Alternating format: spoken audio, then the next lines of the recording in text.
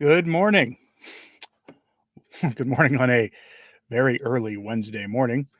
Channel members and patrons should check their inboxes. They've got the links to the early access videos for pretty much the rest of the week.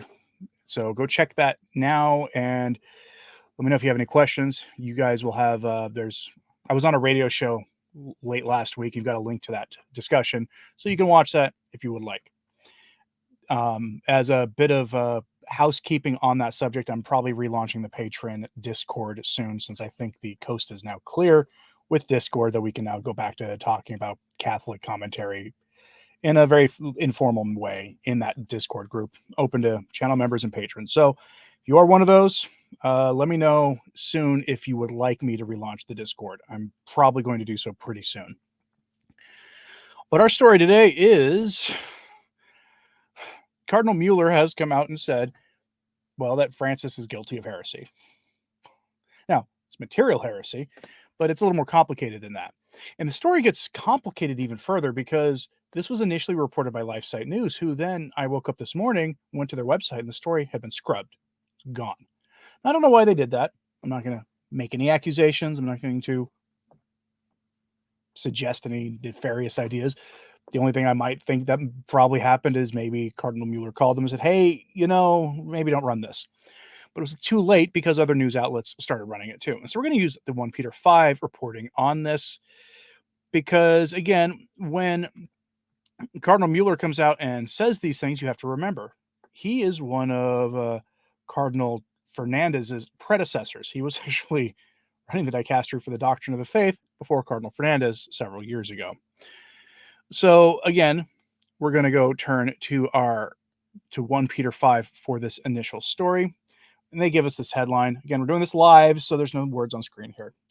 So headline from 1 Peter 5.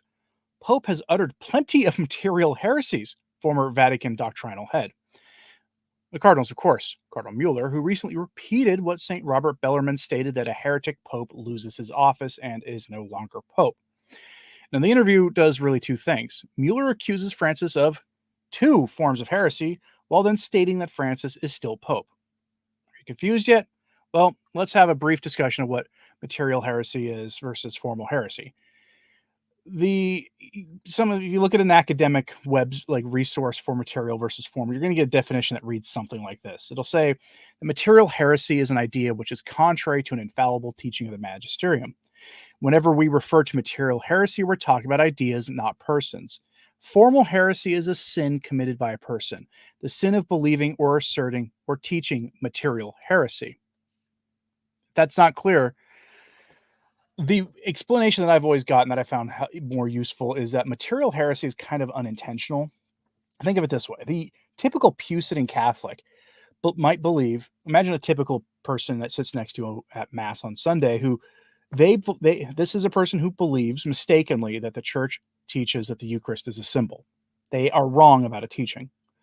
That's material heresy. Formal heresy is knowing what the church actually teaches on something, and then you don't care, and you just continue going on with teaching error. And so the question I want you to think about while we go over this is, how can someone become pope or be viewed by the world as pope and be a mere material heretic? How does that work?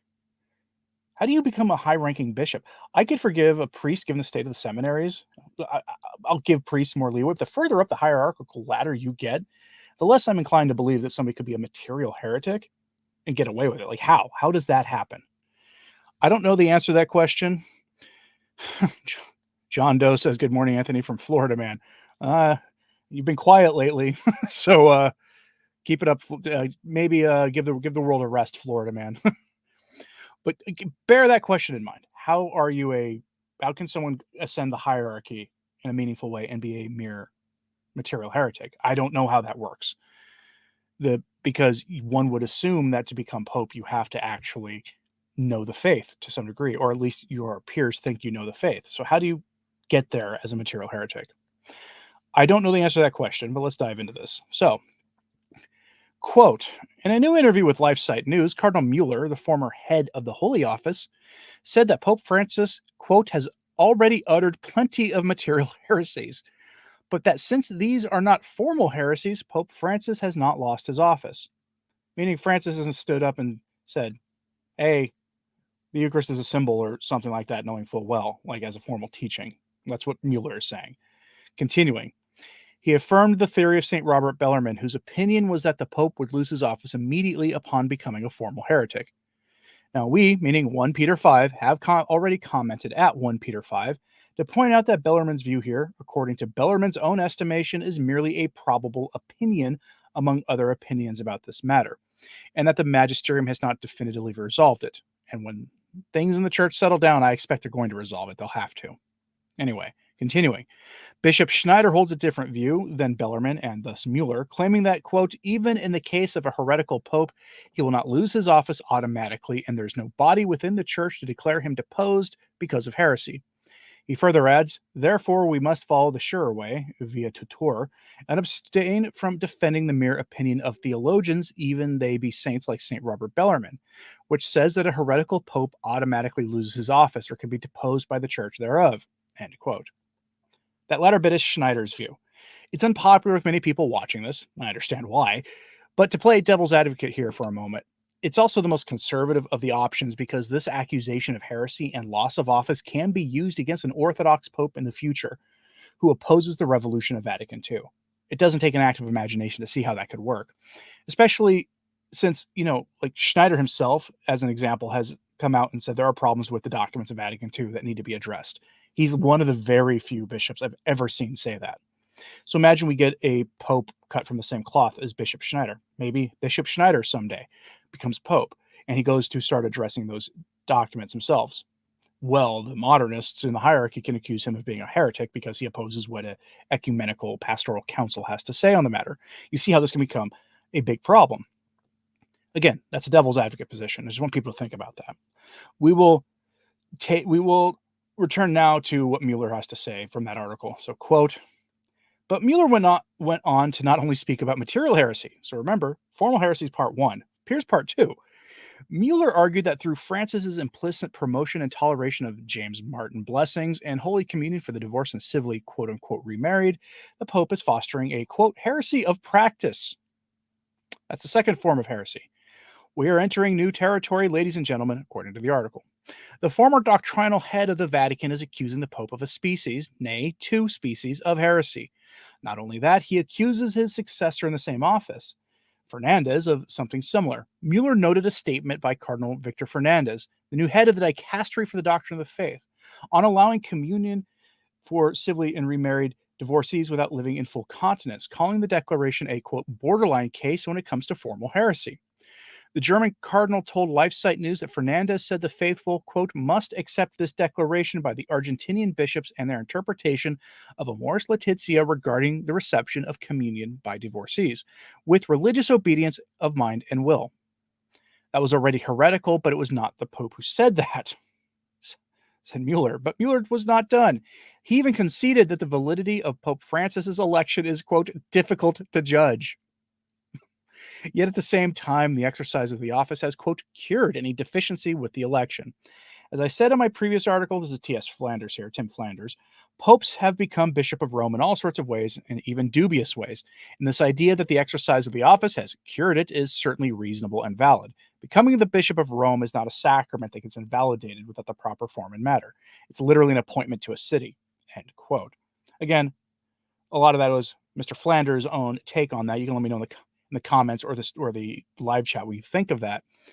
But the fact that Cardinal Mueller is also commenting on the validity of the election of Francis is him stepping into some very dangerous waters that maybe it's time that he comes out and gives his opinion on that.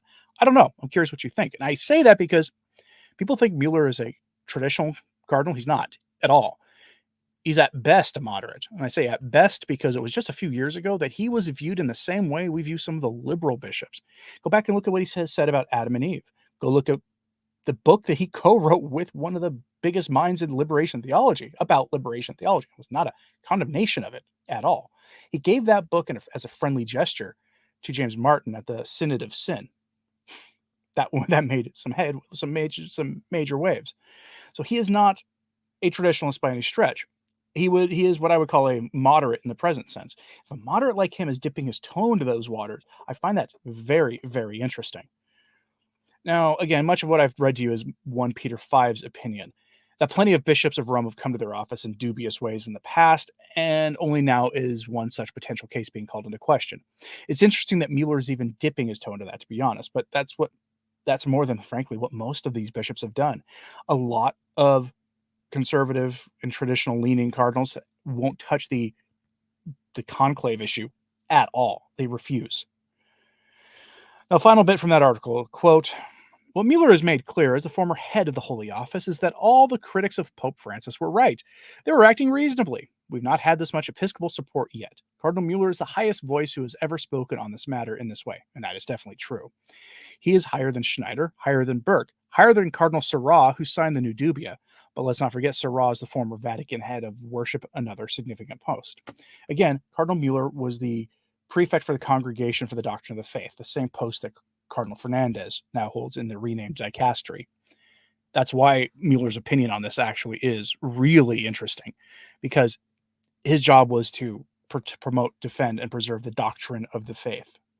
And here he is talking about Francis being essentially guilty of 2 forms of heresy: material heresy, and then essentially fostering an environment that allows heresy to flourish. And if you don't believe that, he has said that in some commentary about the Synod of Sin, that there's heterodoxy is flourishing now throughout the church as a consequence of the Synod, which I know I sometimes get emails from some really strange people who think the Synod's final document was orthodox. We must have been reading different things, because it was definitely not orthodox. So I'm curious what you think about that. Are you surprised that Cardinal Mueller came in and said as much as he did? It's odd, because when you have the former prefect for the Congregation for the Doctrine of the Faith accusing Francis of 2 forms of heresy, he didn't give any examples. There are plenty of them out there. I mean, he gave sort of the communion for the divorced and remarried, the James Martin topic, but I mean, there's a whole list of them out there. If you want to go find them, go just do a Google search for Eugenio Scalfari, Pope Francis heresies. That's all you got to do. There's like 20 of them, at least. At least there was like 2 years ago when some of us, and myself included, signed a petition thing saying, asking the cardinals to address Francis and his heresies. Razan says, I guess that's why Mueller feels he needs to defend his former office. And it could be, because that office is now unabashedly being run by someone who is himself at least a material heretic, if not a formal. But again, I ask you this question that I asked before I read all that to you. How can someone ascend allegedly to the papacy or to the office of the prefect for the dicastery of the doctrine of the faith? How can somebody ascend to those offices as a material heretic? How do you get that far in the hierarchy without having the faith, without being a formal heretic? How does that happen? Now, again, the infiltration thesis explains a lot of that away. Taylor Marshall's work on that, Malachi Martin warning us before him, work of many other people explains all of that, I guess. But that then, of course, opens another can of worms about the material heresies of much of the hierarchy. And you see how this can snowball when you start going that way.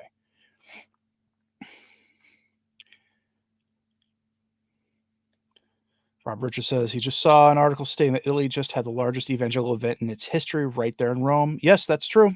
That is true.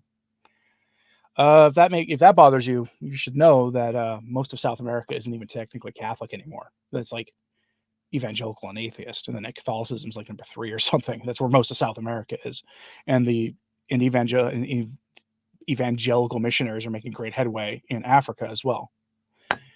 Africa, unpopular opinion here, is not going to save the church.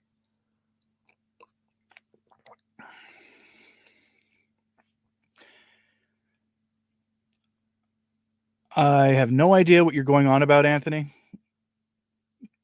I don't know what you're going on about. You're typing random words into in the stream. Am I familiar with the work of O'Brien's novel Father Elijah? I have a copy of it. I just haven't had a chance to read it yet. The book that I need to sit down and read, because I want to read it is that I got a copy of this book in the mail, and of course it's glaring off my light, but it's Who Believes Is Not Alone, My Life with Benedict XVI. I tried to get a copy of Credo, but guess what? It's sold out everywhere, which is not surprising. I will check back in with the various online outlets to get a copy of that. I have not read the Father Elijah book yet. I want to. I've read Lord of the World, and I do recommend it, especially if you actually like some dystopian science fiction kind of stuff. Were any of the Renaissance bishops, like during the Borgia papacy, as bad? Well, that's the thing. Most of the scoundrel popes in history were not that bad. I mean, they were personally scandalous. Some of them had kids, they were not living the way a member of the clergy should live. Some of them sold offices, appointed their cousins to things. There's a Borgia saint, though, like a legitimate saint. So I don't know. But they didn't teach error like this. And then you have that 9th and 10th century period where you had like Benedict X was one of the worst, absolute one of the worst popes in history. But a lot of their sins were personal sins, not sins of like promoting error or aligning the church with her enemies, that kind of stuff. You wonder what the rest of the bishops are responding. I wonder that too. I kind of think most of them won't. Bishop Schneider has given his opinion. Cardinal Burke at a conference told the people attending that Francis is the Pope, and that got a lot of like gasps of surprise from people. I don't know why they were surprised by Cardinal Burke saying that. He's pretty conservative, but I wouldn't call him a traditionalist either. Alexander VI was pretty bad on a moral level, but he didn't promote heresy. In fact, as I understand it, he's the reason we have the Angelus prayer. He's the one who penned that. So again, yeah. JP, does Francis use ambiguous language as a tool to confuse? Yes, but that's been the case since going all the way back to Vatican II itself. A lot of the documents were written by the modernists who implemented them, and they wrote them in ambiguous ways. There's a reason you can give a Sacrosanctum Concilium. You can read that document on the liturgy and be like, oh, this just called for saying the Pater Noster in the vernacular, and the rest was just keeping the traditional Latin Mass. Whereas others read it and say, no, this calls for a new Mass. There's a reason you can get those readings. It's because it's done ambiguously. It's just Francis does it to a degree, and future or previous pontiffs have not.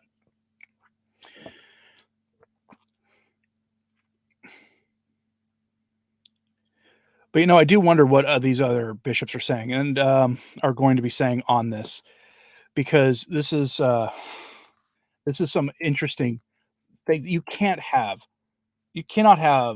a cardinal with the stature of Mueller, whatever else you may think of him. Among the College of Cardinals, he has some fairly high stature. Probably not papabile because of his age, and maybe because he's too moderate, meaning he's too conservative. Just a note before anybody mentions it, my regular news video for today is about the update to the papal conclave changing the rules story, because the Vatican scrambled to cover their bases on that, and that video will go live in about 45 minutes from the time I'm recording this. But yeah, so it's interesting to say the least what happened here with this Mueller story. I do want to give you a bit of good news before we end this, because I always keep my live stream short, at least for now. I do want to thank the person who made a nice donation so I can upgrade my streaming software, pay for the year ahead of time, which will allow me to do longer streams, which would be great, because I'm going to be bringing a guest onto a live stream soon, probably. If you remember when we spoke, when I did a live stream about how the idea that we don't have to believe in approved Marian apparitions, and how that's actually like a novel teaching, going back and defined by an infallible council, that actually, if the Vatican goes so far as to approve to approve a Marian apparition that is sufficiently public, it's actually a sin against the Holy Spirit to say no, that you don't have to. We're going to revisit that subject, because the guest has done a lot of more research and found that this is an idea that it's optional, is completely novel, and a lot more evidence from other authoritative church sources. So this is going to be an interesting talk. I just want to see if I can bring a third person on. But I want to give you some good news before we end this, and that is, presently the FSSP has 569 members, 368 priests, 22 deacons, and 179 seminarians. 179 seminarians. They serve 146 dioceses and 249 places of worship, including 48 personal parishes in 20 countries. They are presently that 179 seminarian number is the highest since the founding of the fraternity. In September, they had 46 young men entered the seminaries as college freshmen, I guess you could say. Now, of the seminarians, a third of them are American, 25% are French, and 10% are German, with, of course, the rest being from various other places. So that's good news. I don't have the specific numbers when I'm talking about like the SSPX, but they do have, they are also reporting, well, they are reporting themselves some good news on that too, that they're having some higher seminary numbers.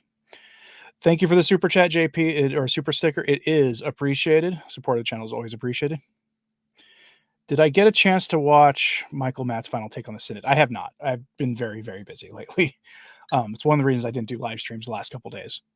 But I've been, I can watch that, but the take I tend to agree with the most that I have watched is Tim Gordon's, which is the whole point of the Synod, which is what most of us were saying anyway, was to decentralize power down to the laity so you could then push your changes later. That's what most of us were saying. That's why I think it's funny you get people sometimes saying, oh, all you people were saying we get these XYZ things. I'm like, I never said we were getting deaconettes. I never said we were getting James Martin stuff, although Francis gave that before the Synod. And the Synod's not over anyway. The Synod is going to pick back up in October, and you're probably going to be getting more news on the Synod soon. Did I see the Northern Lights? Last time I had like that was 1939. Yeah, I saw the story. I haven't seen the Northern Lights themselves. My local weatherman did say that northern parts of my state could see it. So, but I didn't see it. I go to bed really early in the morning, or really early in the evening. Like I'm usually in bed before dark.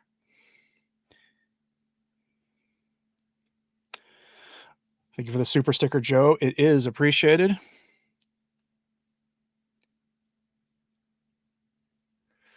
Father James Maudsley. When it comes to priests, I'm very careful if I were to invite them on. Like, there's a priest I'd like to invite on that I talk to sometimes, but I don't want to cause him problems with his bishop, and that's my issue with inviting anyone else. And I'm really not that interested in the Benedict is the Pope or not stuff. That's just, it's one of those ultimately the church will rule on. And Benedict I can point out to you issues with Benedict too, mostly on the cooperating with secular power stuff. I mean, he was called the Green Pope before Francis was. I have a book on my shelf called The Green Pope, picture of Benedict there, full of his comments. But, I mean, you can send me a link if you want to, like a talk of his, email it to me. Send me a link to something that priest spoke about that you find interesting that I could watch. Anyway, I do want to thank everybody for tuning in today. Keep an eye on the Mueller story. I get the feeling this isn't the last we've heard about this, even though, again, weirdly, LiveSite did delete it. But again, it could be that Cardinal Mueller wasn't quite ready for this to go all across the internet. So, but again, I'm just merely here pointing out what he said. 2 accusations of heresy for Francis, which is one, material, not formal, and the other is fostering an environment of heresy. And you have to be blind not to think that second one is true. People suspect, especially when the Pope's planners will disagree with the first, but how you disagree with the second, I don't even know. I really don't. But thanks, folks, for tuning in today, and we are going to I will join you guys here in about 40 minutes for the video of the day, which is also an important news story. Thanks, and God bless you all.